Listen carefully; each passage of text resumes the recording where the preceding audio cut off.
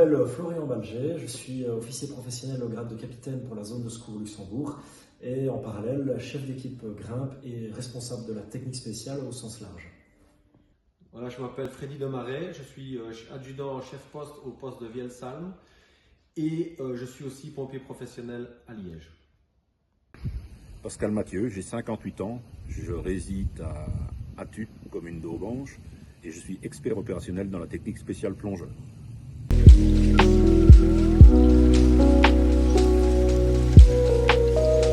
La technique spéciale grimpe, c'est un groupe de pompiers qui sont formés aux techniques de sauvetage par corde, en milieu périlleux particulièrement. Là où finalement les pompiers, ou nous pompiers, on ne sait pas intervenir avec nos techniques traditionnelles, c'est le grimpe qui intervient. Dans la zone Luxembourg, c'est un peu moins de 20 agents, dont 5 chefs d'équipe qui sont formés à ce genre de technique.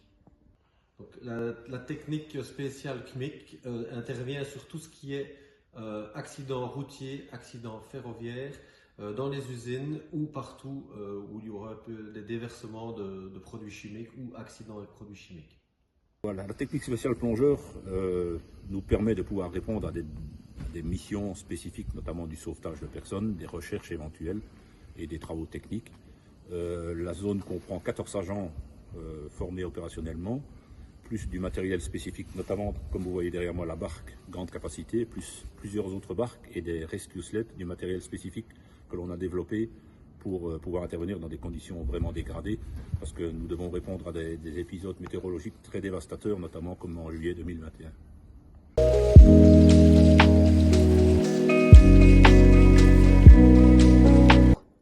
C'est évident, dans nos régions, on dispose de lieux particulièrement sensibles, notamment la balade des échelles à Rochehaut. On a aussi le rocher du Hérault, les différentes vallées et rochers au niveau des cours d'eau.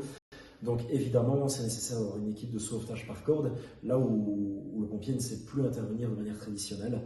Voilà tout l'intérêt. La plus-value d'avoir une cellule cuite dans la zone, c'est en cas d'accident, ça nous évite d'attendre que la protection civile vienne nous donner un coup de main ou alors des autres cellules des zones avoisinantes. Donc comme ça, on peut déjà commencer le travail et si on a besoin d'un coup de main, tout sera déjà en place et les autres n'auront plus qu'à s'habiller et venir nous donner un coup de main pour finir le travail. En fait, nous rencontrons de plus en plus des épisodes météorologiques dévastateurs, notamment les inondations, et nous sommes à même de répondre à cette problématique. Et voilà, nous évoluons vers différentes techniques, notamment l'eau vive. Nos agents ont été formés durant 4 jours dans le nord de la France aux techniques spéciales eau vive et au sauvetage. Mais on est à même de répondre aux besoins qui sont grandissants au niveau de la météorologie.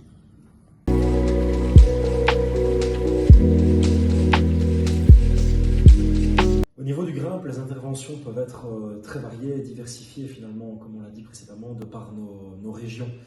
Ça peut aller du sauvetage dans un puits, sauvetage en hauteur, sauvetage en ravin.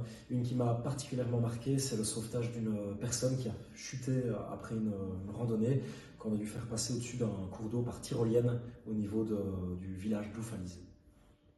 Une intervention un peu particulière qu'on a eue, c'était à l'aéroport de Bierzet à Liège, où une entreprise qui s'occupe des entretiens des hélicoptères avait versé un produit dans un autre fût et il restait du produit à l'intérieur de ce fût-là. Et les deux produits se sont mélangés et une réaction chimique s'est faite à l'intérieur.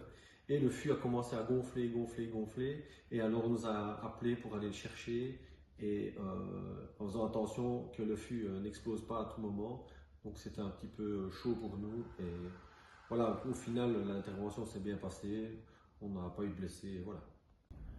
Elles sont toutes marquantes, mais une qui sort du lot, c'est en juillet 2021, au début des grosses inondations que nous avons rencontrées. Nous avons effectué un sauvetage d'une personne âgée qui était agrippée à un arbre depuis 2 heures, et nous avons mis près d'1 heure à le sortir de son mauvais pas.